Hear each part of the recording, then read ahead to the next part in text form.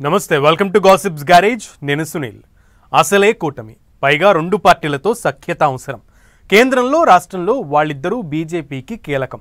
సరిగ్గా ఇదే టైంలో ఏపీ బీజేపీ అధ్యక్ష ఎంపికకు వేళైంది. సామాజిక సమీకరణలు, ఇద్దరు ముగ్గురు నేతల ప్రయత్నాలతో కౌన్మనీగా ఏపీ కాషాయ దళపతి అనే డిస్కషన్ జరుగుతోంది. పురంధేశ్వరినే కంటిన్యూ చేస్తారా లేక కొత్త నేతకు అవకాశం ఇస్తారా అన్నది ఇంట్రెస్టింగ్గా మారింది. పార్టీ పగ్గాలు దక్కేదెవరికి? ఎవరెవరు ఆ రేస్లో ఉన్నారు?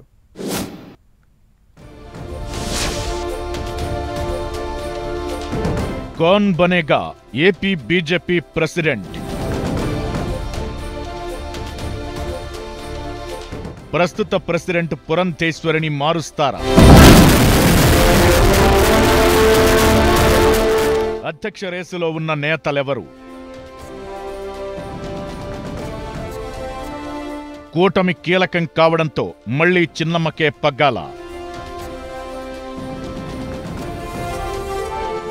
ఏకంగా 14 రాష్ట్రాలకు బీజేపీ కొత్త అధ్యక్షులను ఎన్నుకునేందుకు అంతా సిద్ధమైంది.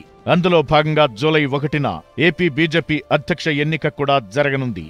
ఈసారి రాష్ట్ర బీజేపీ అధ్యక్ష పదవి రేసులో పలువురు ప్రముఖుల పేర్లు వినిపిస్తున్నాయి.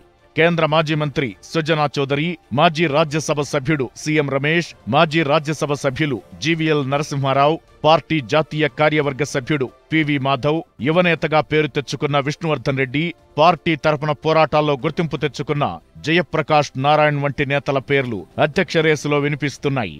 అయితే ప్రస్తుతం రాష్ట్ర అధ్యక్షురాలిగా ఉన్న పురంధేశ్వరికి మరోసారి అవకాశం కల్పించాలన్న ప్రతిపాదన కూడా పార్టీ అధిష్టానంలో చర్చకు వచ్చిందట. ఆమె పదవీ కాలంలో పార్టీ ఓటు బ్యాంకు క్రమంగా పెరిగిందన్న వాదన ఉంది.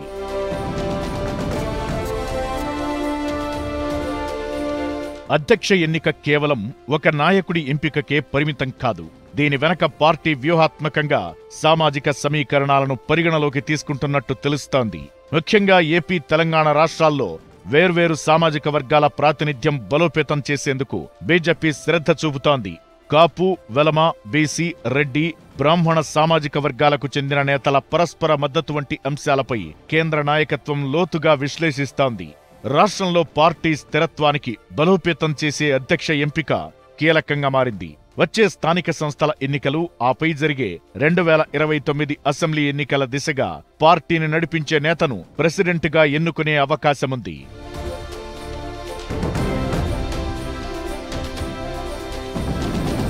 దగ్గుబాటి పురంధేశ్వరినే తిరిగి కొనసాగిస్తారని అంటున్నారు. ఆమె 2023 జూలైలో బాధ్యతలు స్వీకరించారు. బీజేపీ నియమావళి ప్రకారం 2 ఏళ్ల పాటు అధ్యక్ష పదవిలో ఉంటారు. అయితే మరో 2 ఏళ్ల పాటు కూడా వారికి ఛాన్స్ వరుసగా ఇవ్వొచ్చు. అలా పురంధేశ్వరినే మళ్లీ ప్రెసిడెంట్ చేయాలని పార్టీ కేంద్ర నాయకత్వం ఆసక్తిగా ఉందని అంటున్నారు. పురంధేశ్వరి 2023లో బాధ్యతలు స్వీకరించాక గతంలో ఎన్నడూ లేని విధంగా బీజేపీ ఏకంగా 8 ఎమ్మెల్యేలు, 3 ఎంపీ సీట్లు గెలిచింది. ఇక ఎన్డీఏ ప్రభుత్వం ఏపీలో వచ్చింది. దాంతో ఇద్దరు ఏపీ నుంచి రాజ్యసభకు వెళ్లారు. పురంధేశ్వరి బలమైన సామాజిక వర్గానికి చెందిన మహిళా నాయకురాలు కావడంతో పాటు నాన్ కాంట్రవర్సీ లీడర్. ఇక కేంద్ర మంత్రిగా పనిచేసిన పురంధేశ్వరి ఎన్టీఆర్ కుమార్తె. ఆ ఇమేజ్ కూడా ఆమెకుంది. ఏపీలో కూటమి పార్టీల మధ్య మంచి సయోధ్య ఉంది. దానినలా కొనసాగించేలా ఆమె చూస్తున్నారు.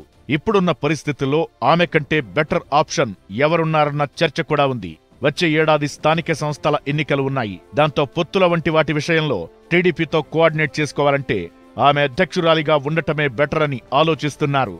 ఆమెను కాదని ఎవరిని తెచ్చినా మళ్లీ కొత్తగా ఉంటుందని, పైగా టీడీపీతో కలిసి పనిచేసే విషయంలో ఎలా ఉంటుందో అన్న చర్చ కూడా ఉంది. ఇక ఏపీలోని కూటమి పార్టీలు కూడా ఆమె అధ్యక్షురాలిగా ఉండటం పట్ల సంతృప్తిగానే ఉన్నాయంటున్నాయి. ఇలా అనేక రకాలైన ఈక్వేషన్స్ తో ఆమెకే మళ్లీ ఛాన్స్ దక్కొచ్చన్న టాక్ వినిపిస్తోంది.